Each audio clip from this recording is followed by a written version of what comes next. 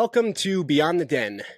Today's episode features Leaf, a candidate with a rich blend of finance and startup expertise, eager to bring his insights to the Wolf Game Farmhands Council. Leaf's journey from the trading floor to the digital realm of Wolf Game has equipped him with a unique perspective on strategy and risk management.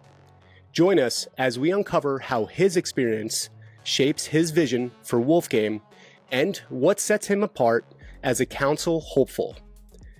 Get ready for an insightful conversation with Leaf. How are you, Leaf? What an intro! I'm blessed. I can't believe it. I got my own Dio intro. Yes, man. You've So earned chuffed, it. Dude, you're on it. You're on the show. I love it.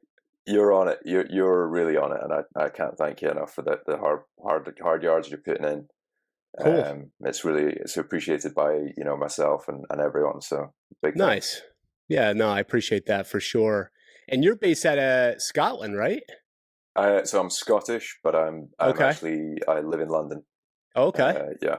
So nice. So what led you to London?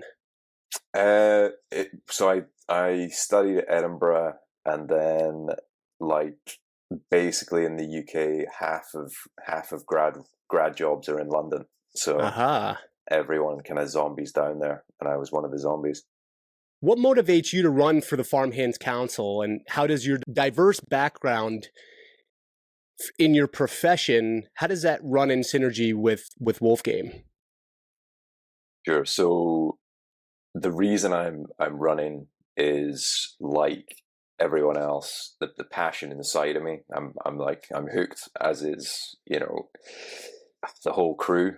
So I'm equally as hooked. I'm not going to profess to be the most addicted, but we're all under the spell, and I just want to try to help build Wolf Game into a category-defining game in what I'm sure you and others agree is such a strong use case for crypto in gaming, right? Yeah. I think we've got a category defining title here, and I think we could push it super far. Sure. And yeah, so I want to try and help. Okay, from a background perspective, just to recap on that. Yeah. I was a trader, equities trader, at two banks, and worked on broking as well. So basically selling stock ideas. So I'm hoping that professional background of understanding and trading around economics could potentially help with the tokenomics side and economic side. And then more laterally, I'm running my own startup business. So I understand kind of core startup concepts, product market fit, value proposition, onboarding users, pricing, etc. And I feel like I can empathize with what PV are trying to do as a startup business. Yeah. But at the same time, use critique from having been there and done that to, really drill down and criticize and unpick when it's needed. Yeah, which is a strong case for the council, right? I mean, that's what we're really out there to do, right? We're not necessarily coming up with so many ideas. It's more about hearing the ideas from the game creators. You got Goose, you got Shep, you got G-Funk and those guys, but them running things by us, I think is, and someone like yourself and having the experience, especially in like that fast-paced environment that you're in. Can you speak a little bit about your journey in trading and being a broker? Like, how has that been wild? It was, I joined a small boutique straight out of uni. It was like going back in time. It was like jumping into a time machine. And, I was a grad, came out with a good degree. A lot of my cohort, a lot of my uni friends went off and were doing their structured graduate schemes, and I jumped into this it was like a bygone era stockbrokers trading firm. But because of that, I managed to gain so much experience from a very, very talented small team and was trading, was tapping long before I really technically should have been. I was thrown right in the deep end. You had to add value from day one. Yeah. So it was a baptism of fire. I was trading so I was institutional Okay. institutional trading. So we were fulfilling orders and trading stock on behalf of hedge funds, pension funds, Yeah. asset managers. Sure. So taking instructions from and advising these clients on their order flow and trades, and then broking stock ideas to them, broking thematic ideas to them. So yeah, you had to be. It was no nonsense. You had to park emotion. You had to make decisions quickly. You had to react fast. Sure. You had to communicate effectively and efficiently, and you had to take take the rough with the smooth. And some days you'd do very well. You'd do very well for the client. Other days you'd make mistakes, and you'd get torn in your arsehole. Sure. What would be a good example of that? Did you run into something where you fucked up so bad and you had to actually own up to it? And what was the result of it? Yeah, so I was studying for my qualifications. You have to do various regulatory qualifications to be able to trade. This was before I was trading. About 6 months into the job, and the phone rang. It was after I was studying after the markets had closed and after everyone had gone home. The phone rang, and no one was on the desk. And the rule was you got to pick the phone up. The phone rings, you pick the phone up. It was like a race to pick the phone up. It used to ring for like half a ring. So the phone goes. There's no one on the desk at all. There's supposed to be the ops team closing out trades and doing back office stuff. And the phone was, it was mine to pick up. So I picked the phone up, and there was someone on the other end of the phone, and they said, "Accept the fucking trade." That was the first thing they said. They just said, "Accept the fucking trade," in a kind of, crazy. Yeah. And how old are you at this point? 20, you got to be 23. early on. Yeah, yeah, 23. You're young. Yeah. So thinking, holy fuck, what is going on here? Sorry, and then, I was putting on the client facing, sorry, what's up? I don't quite understand what the instruction is here, sir. And then the next thing that the guy said was, can you even fucking trade? He thought he'd got through to a trader, clearly. I said, "Oh, sorry, sir. I'm studying for my exams. I had no time to explain to this guy what was going on and why I picked the phone up." Yeah. And he said, "You know what? Fucking cancel the order. Cancel the fucking order. Cancel it all." And this guy had sent through some trades for some Japanese companies, and the ops team. Yeah, like he was trying to do some Japan trading. And, it just so happened he'd sent these trades through. The trader that was supposed to pick the phone up wasn't on the desk over in the US. Yeah. And it came through to us, and I just said, "Yeah, sure, no problem. I'll cancel the order when I can. Apologies for any inconvenience." Yeah. Put the phone down. I get in touch with the person that was supposed to accept the trade. I tell them immediately what happened, and then he said, "Yeah, okay, right.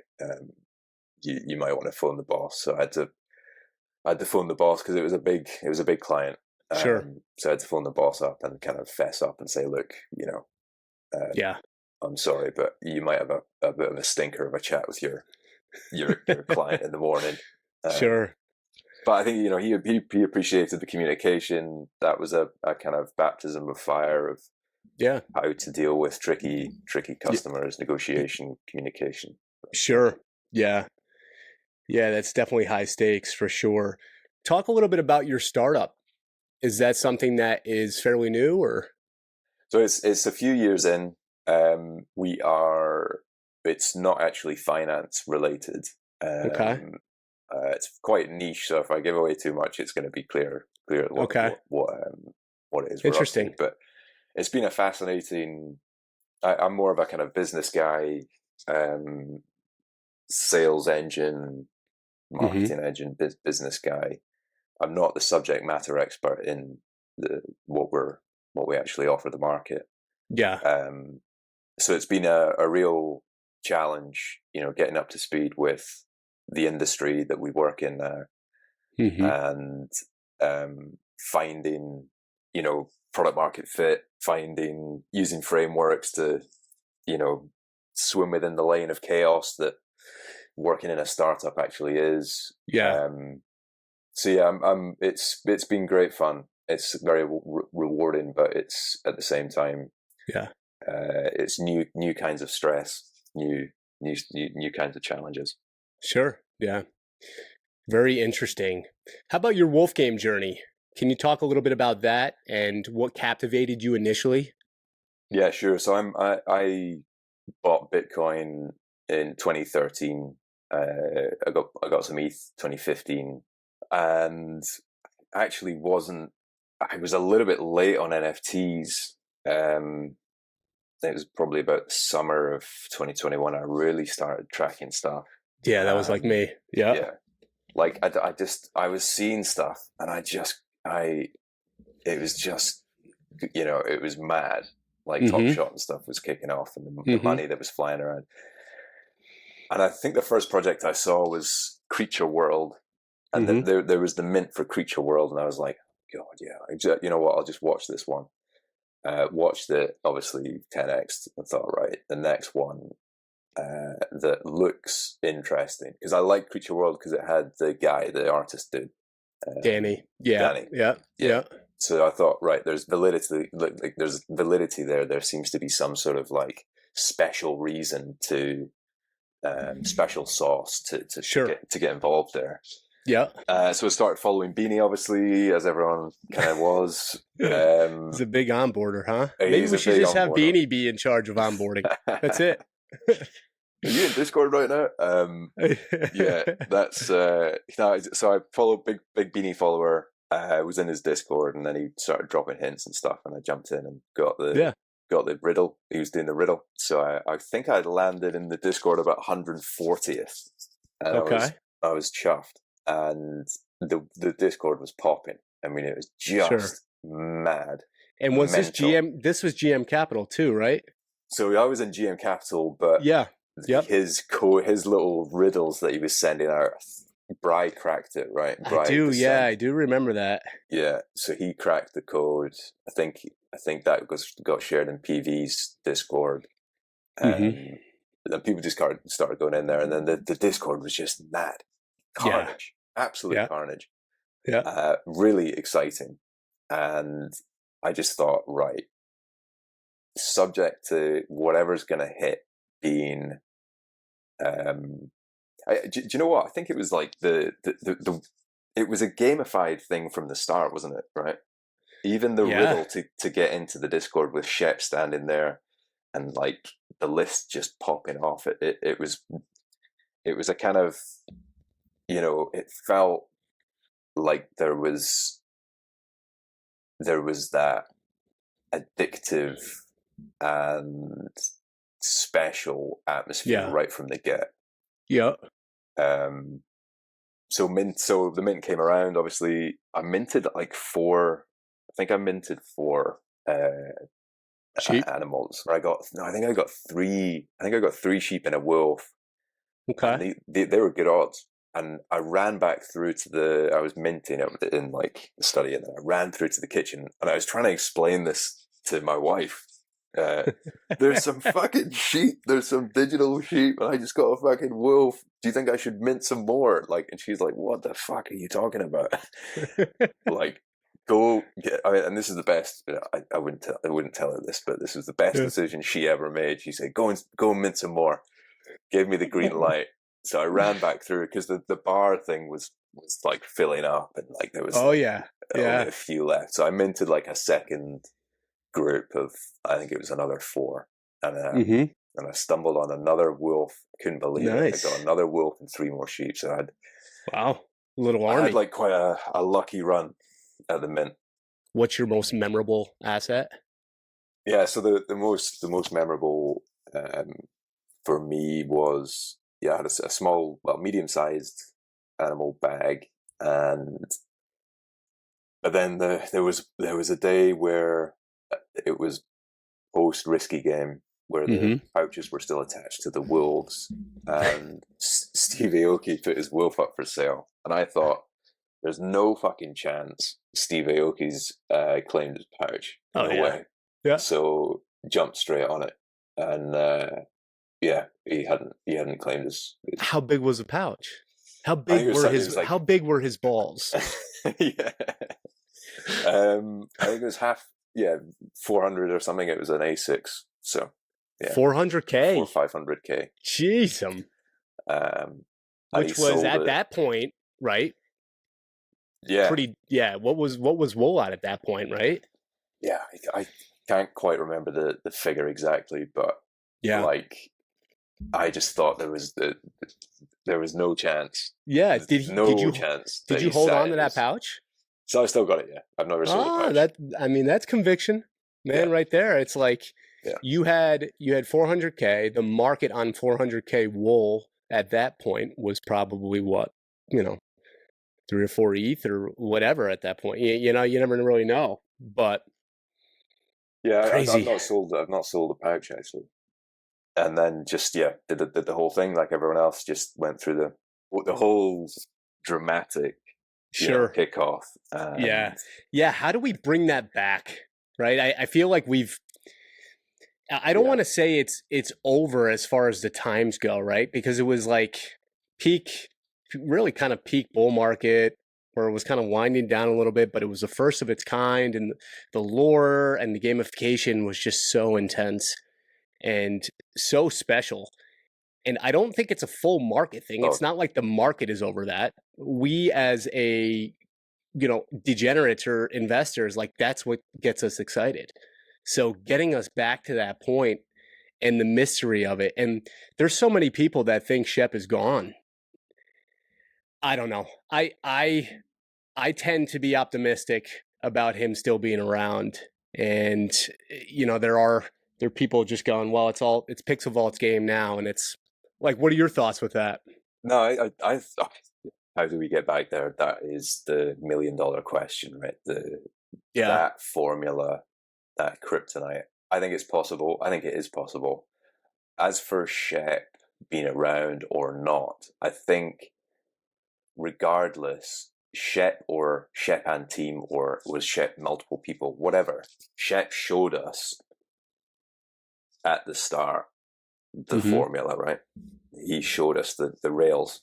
He built the foundation. Yeah. He just about built the flywheel. And I'm saying obviously singular, but who knows? Was it a team? Who knows? Did that team fracture at some point? Yeah. Who knows? We just don't have visibility.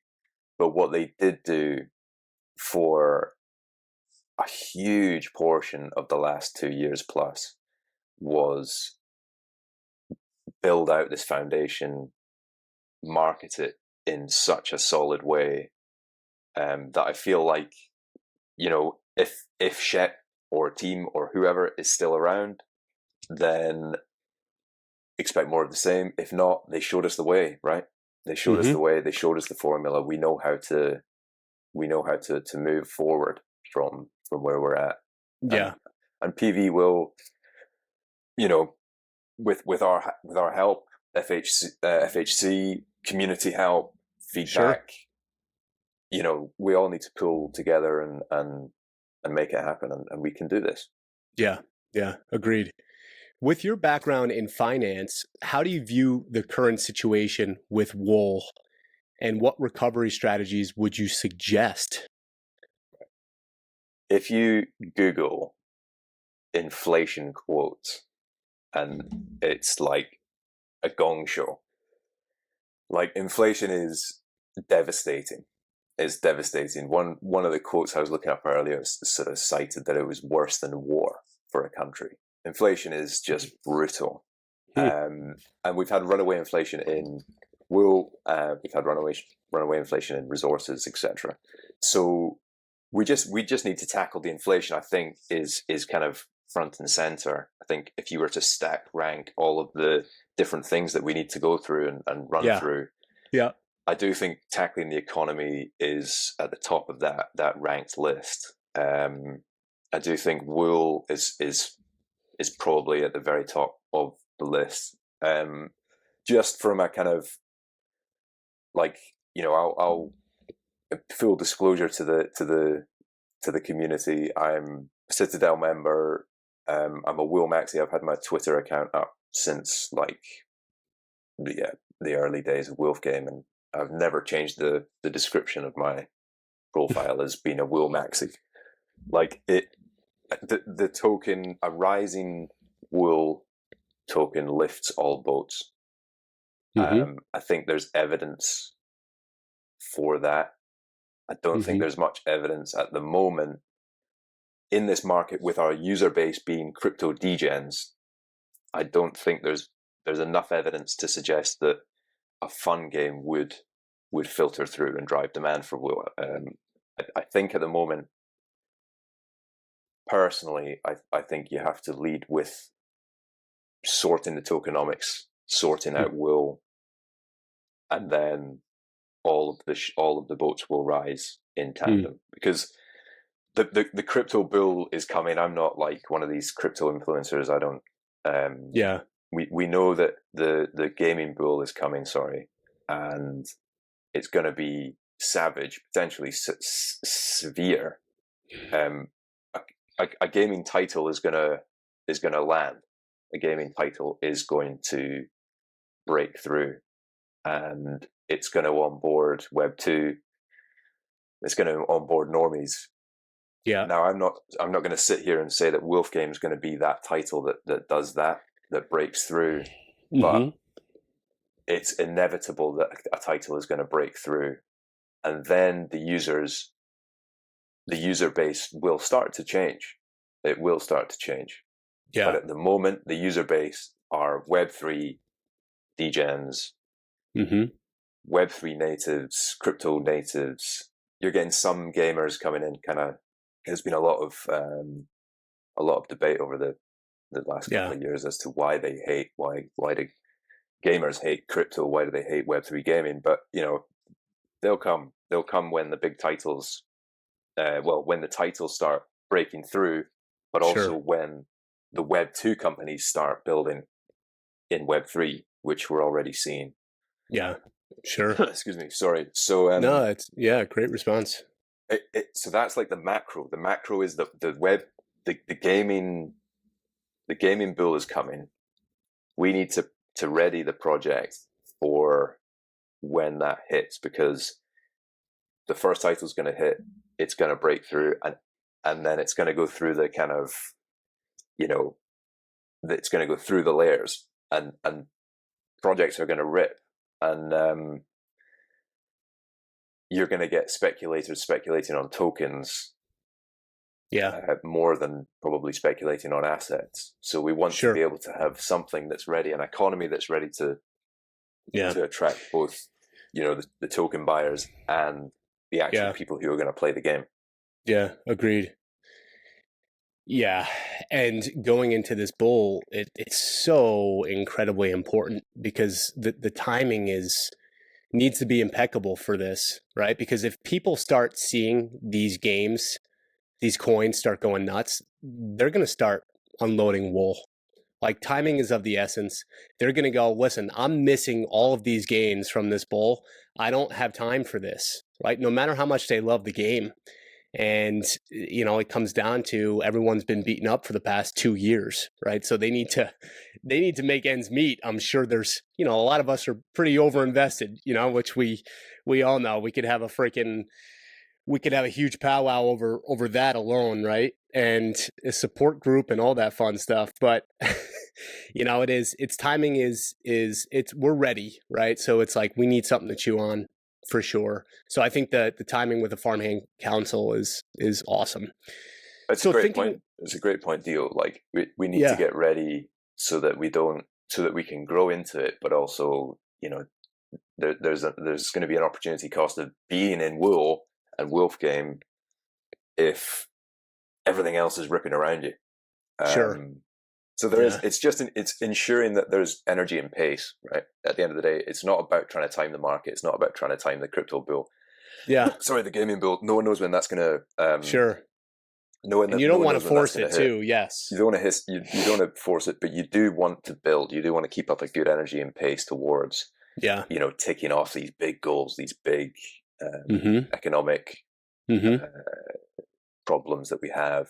Yeah. These sort of additional features that could make this, super, super fun and even more addictive. So Sure. yeah, it's a nice blend, but we need energy and pace. Yeah, I would agree. So considering your startup experience, what new mechanics or features do you think could be introduced to enhance Wolf Game's appeal?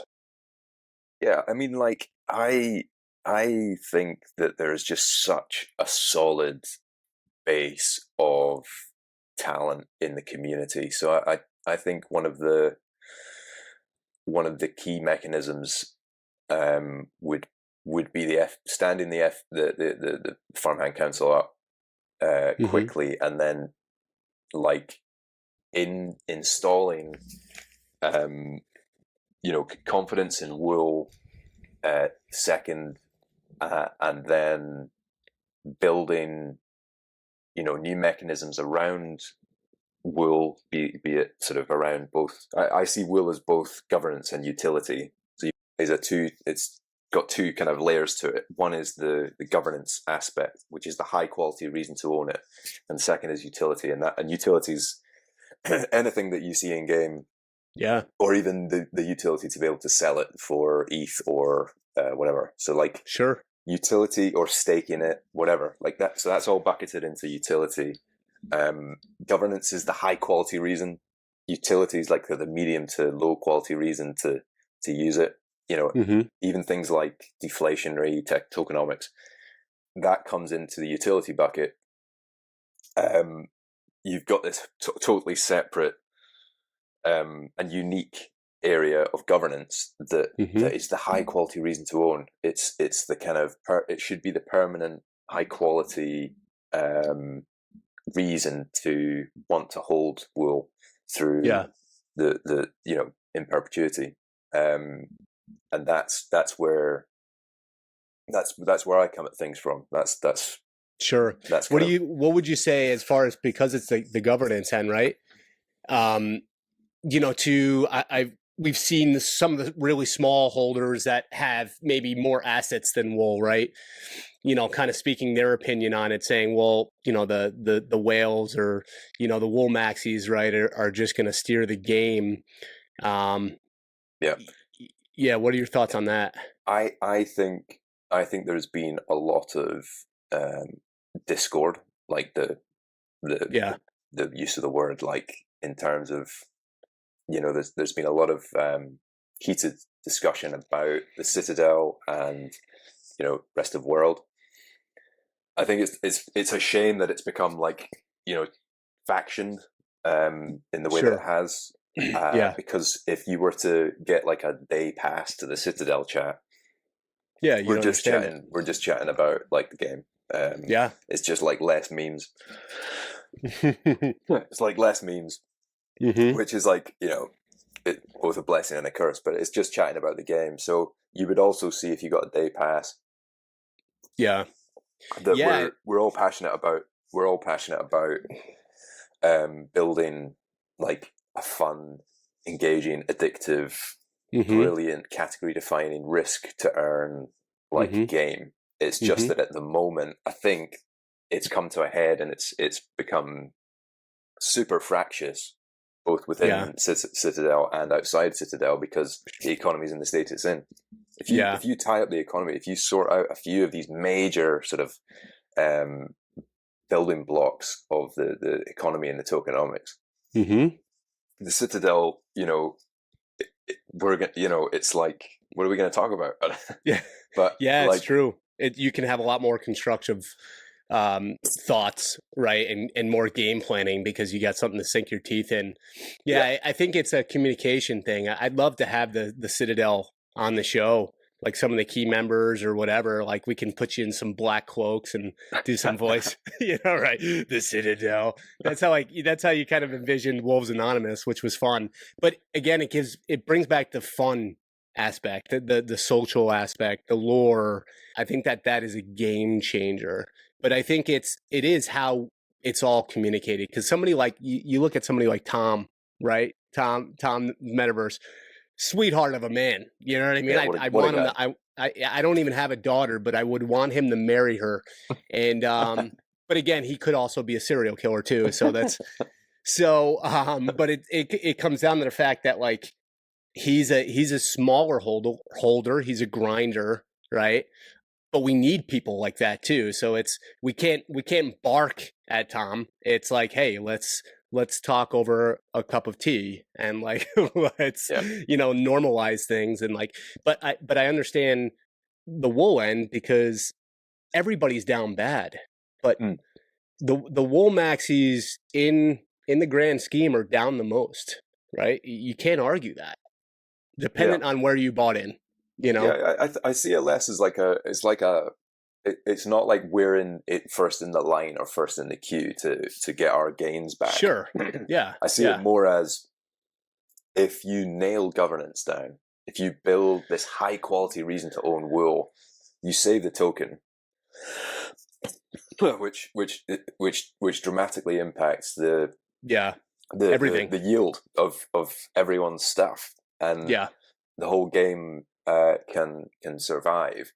The problem is if you strip it out, if you strip governance out, and governance isn't on or tackling like substantial issues or topics or mechanics within the game, if like it's what voting, color or something is, like if it's not a substantial like piece of governance that's gifted over or handed over to wool,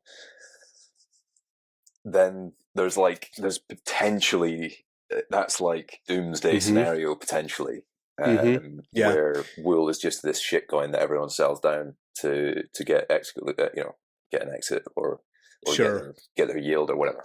Yeah, and I guess a lot of the OGs say that Shep promised wool governance, right, and then that there will be nothing more precious than wool. So everybody was like, I'm just going to keep buying wool. I mean, why wouldn't you? Right. So yeah, very fair point. So I'd love to, again, have some of the Citadel members on.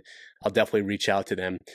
So I think what needs to happen is that there needs to be like, this game is going to attract a broad church, and to attract people to buy and hold the coin, you're going to need to have utility and governance on one end of the spectrum. To attract and grow the user base of gamers playing the game, you're going to have a fun game. You're going to have a game that's really, really good fun and has loads of sort of interesting social gameplay involved. It's not one or the other. It's a combination of many different things. But one thing that I think needs to happen is wool needs to be given this high quality reason to own. To hold it. It's all about high quality. Yeah. Who cares about deflationary tokenomics? Everyone can do that. Who cares about,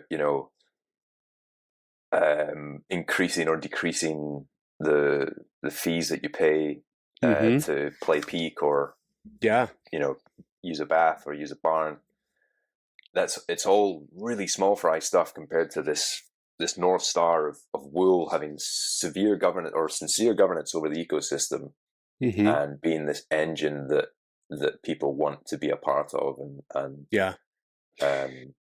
And do you think that that's a main reason too? Like, I always got a little confused why pouches weren't factored into the wool holder governance. Is it mainly because most big pouch holders won their pouches early on? So would that kind of deter newer players? You know what I mean? To like buy into the game. I see where you're coming from.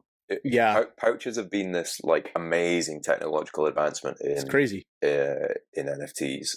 When they came out, I thought, wow, this really is stacking on top of the many, Sure. many reasons to get involved in this thing. Yeah. But what it ended up being was just a continuous unlock, just a continuous Yeah. huge Annuity, right? unlock. Yeah. That is. It's a shame because obviously in traditional markets, when you've got like unlocks in, VCs get an unlock after 6 months, 12 months, whatever. Sure. Yeah. The team has time to build and prove prove value and prove, reasons to, Yeah. I don't have COVID, by the way, deal. Yeah, I'm going to catch COVID through the screen. I'm still going to be here for the vote, guys. Leaf's last friggin' interview. You are the shepherd. You're just going to go right back to being the shepherd.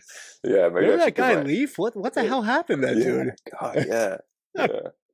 That's awesome. Seed phrase to my wife tonight, just in case. Yeah, right. She won't know what the hell to do with it. I know my wife would be like, "What?" I've showed her 15 times everything, and she looks at me cross-eyed.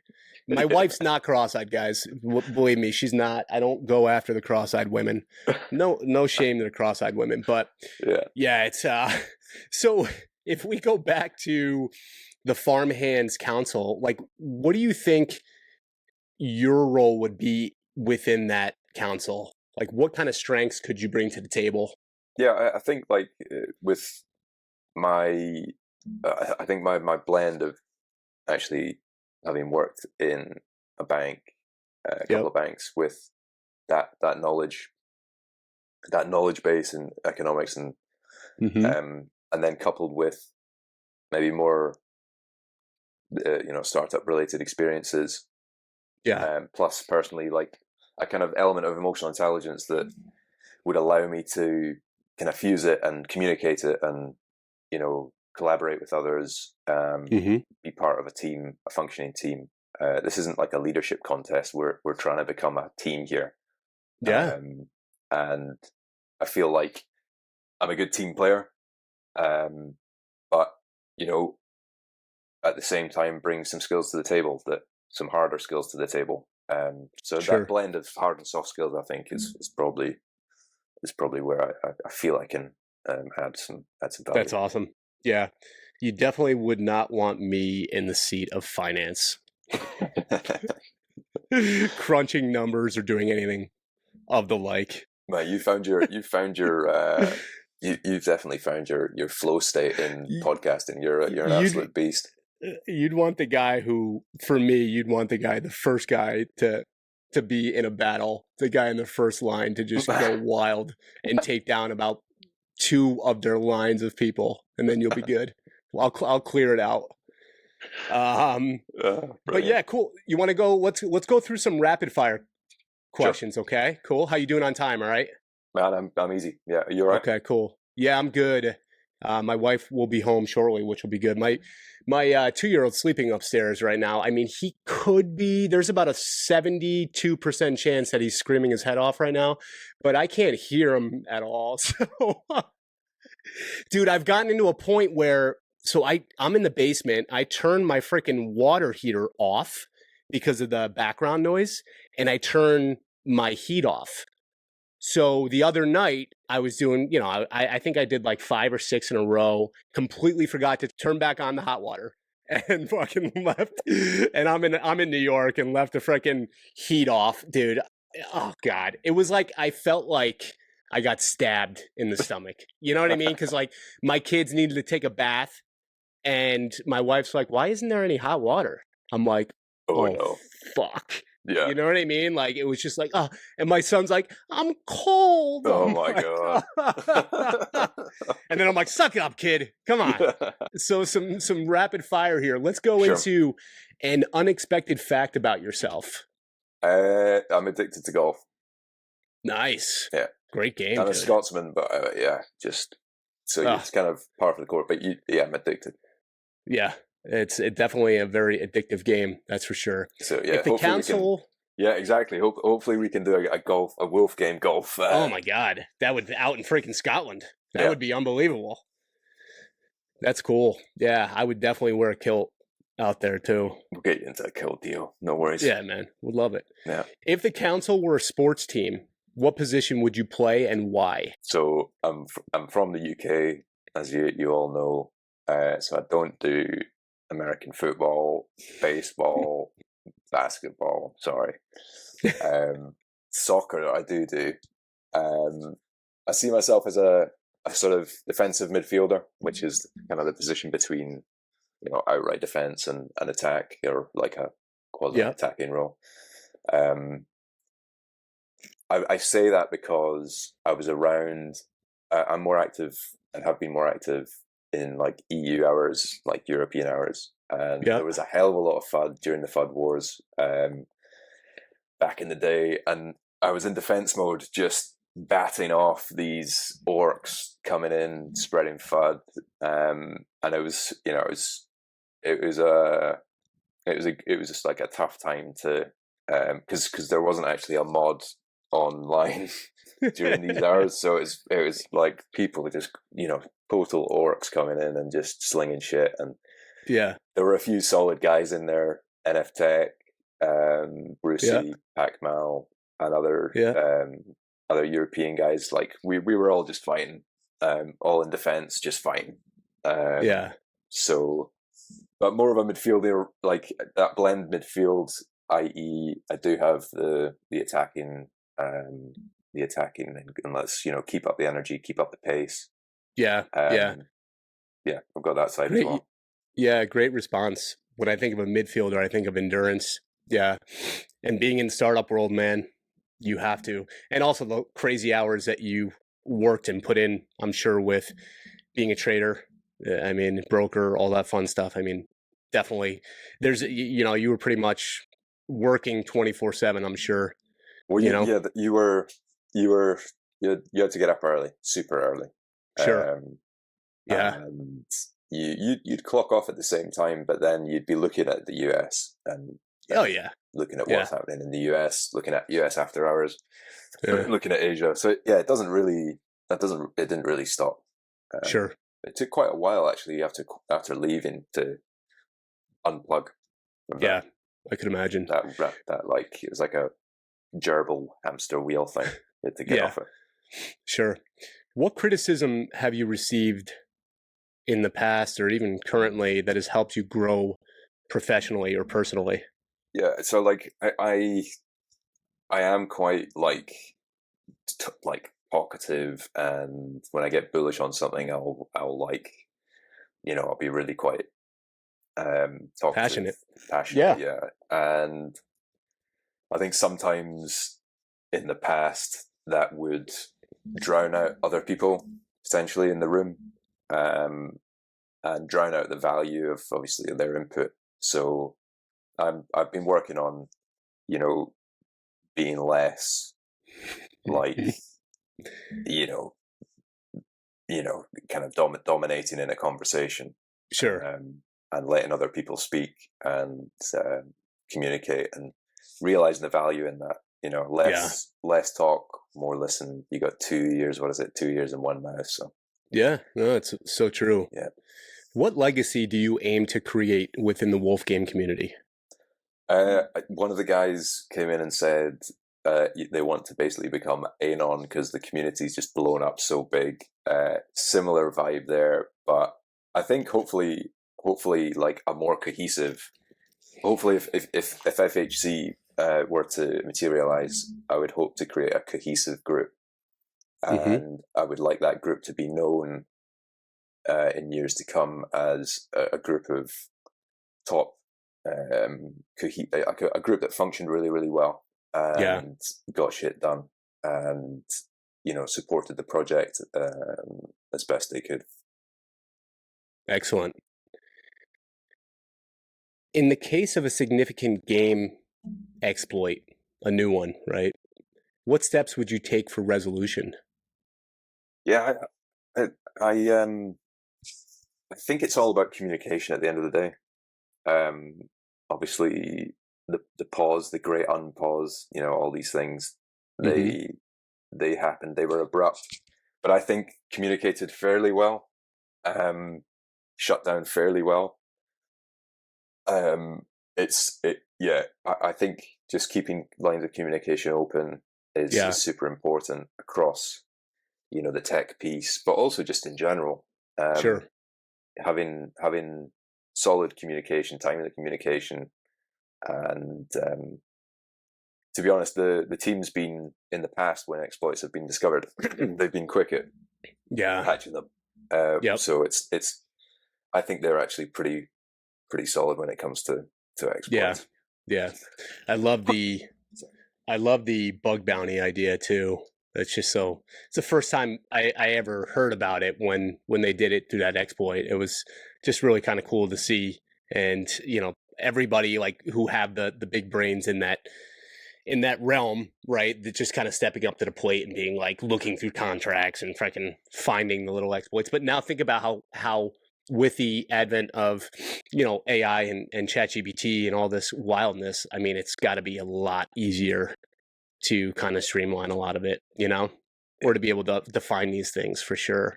So yeah, great use. I mean, it's not my domain. Coding's not my domain, but the guys, what a bunch of legends going in there and digging around in the contracts. It's crazy. Yeah. Pre like you say, pre ChatGPT and sure.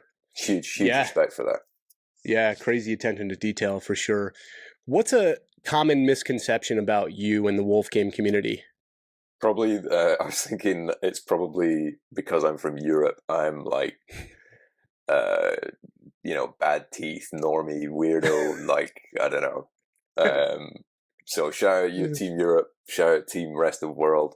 Yeah, probably a bit dumb because I'm from Europe. It's funny, the stereotypes, right? Yeah.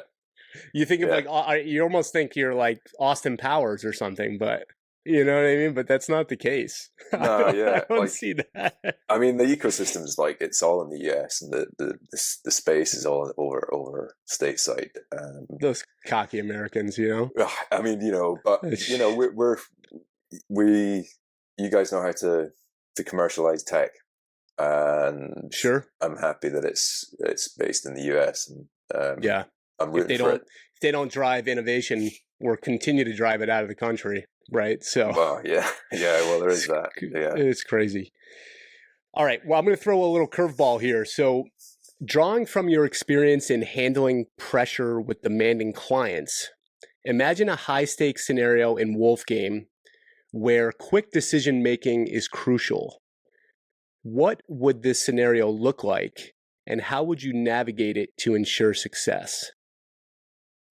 Yeah, so I mean, it's an interesting question. I think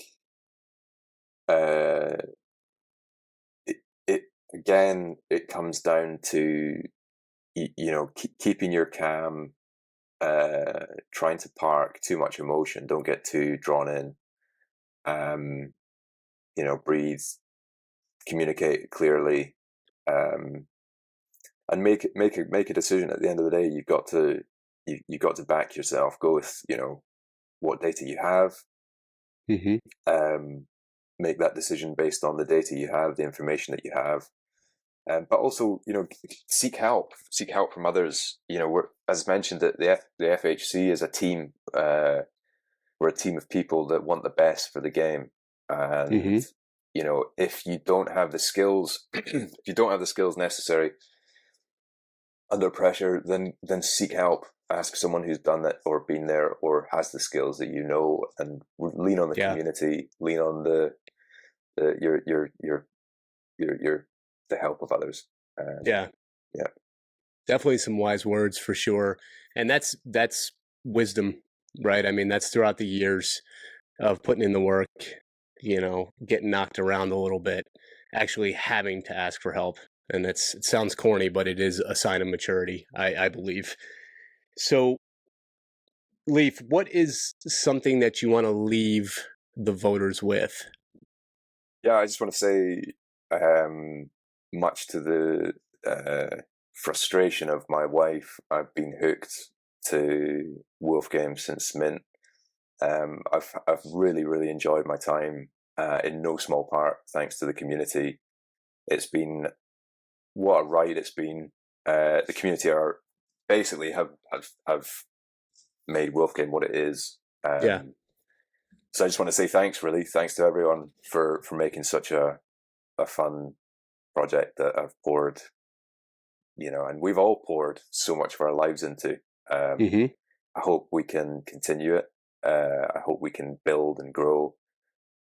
And whatever happens with the FHC, I'm gonna be here. I'm gonna be around, and I'm looking forward to the future. Yeah. Very well said, Leaf. Dude, it's been a pleasure having you on, man. No, pleasure's all mine. You're an absolute beast. Yeah, it's fun, trying to get better and better. That's what it's about, 100%. And shining on the spotlight on the big brains in the community. That's what we're about, and working together, like you had said. I love your idea of baptism with fire. I think that's really cool. That's the first time I've heard that. What was that in Game of Thrones? It's not trial by fire, or is it? What is it? Yeah, could be. It'll probably be based off that saying. Yeah, something along those lines. Somebody in the freaking community is shouting at the screen right now. Thank you so much for tuning in to Beyond the Den. It was a pleasure having our man Leaf on the show, learning more about him and his diverse background in trading and being a broker, and also with his startup. I mean, this guy's got a hell of a resume, and the experience will speak for itself. So voters, definitely keep your eyes on Leaf, man. And it was a pleasure to have you, man. Thank you so much, Theo. Good man, legend. Hey everyone, what is up? It is Digital Optimist here. I just want to say thank you so much for joining us on Beyond the Den. Quick favor to ask, hit that subscribe button. When you hit that subscribe button, that's going to allow me to attract top tier guests to provide you with the most value possible. Give me a follow over on X at Digital Optimist.